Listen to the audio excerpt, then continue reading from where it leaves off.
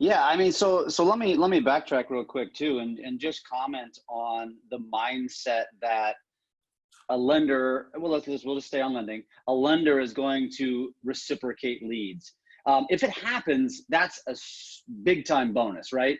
Because the reality is for you, and when you said like high level agents, high level teams, high level brokerages, they get it, right? They have Hmm. probably one or two go-to people, because when they lay their head on the pillow at night, they don't have to worry about anything, because that is to be expected. And they also probably get contribution in a variety of ways, which we'll talk about. But what you have to realize, and it kind of derives from the post that started all of this, is a good LO is going to have 10 on the low end to 30 referral partners that are real estate agents. How many friends and family do we really know that are moving every single year? Not that many. So think about it. Like, if your expectation is you're going to get leads from your lender, like warm leads, it's just not going to happen. Like, you're delirious as far as that's concerned. And if it's going to be a lead, that's no different than you buying them, right? It's a numbers game. It's going to be 1 out of 100, right? And so that's why we need to talk more about where can you get value from your lender? How can they help you?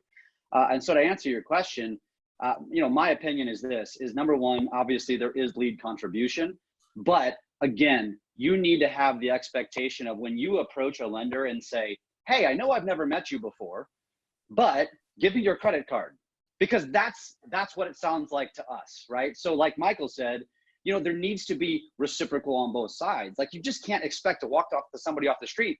It just happened to me yesterday, actually. Somebody literally came to me off the street and asked me for $2. And I'm like, what do you think this is? What do I look like? Right? And that's kind of how it is. And so you need to earn. It's a duplicated thing, right? You need to earn it, right?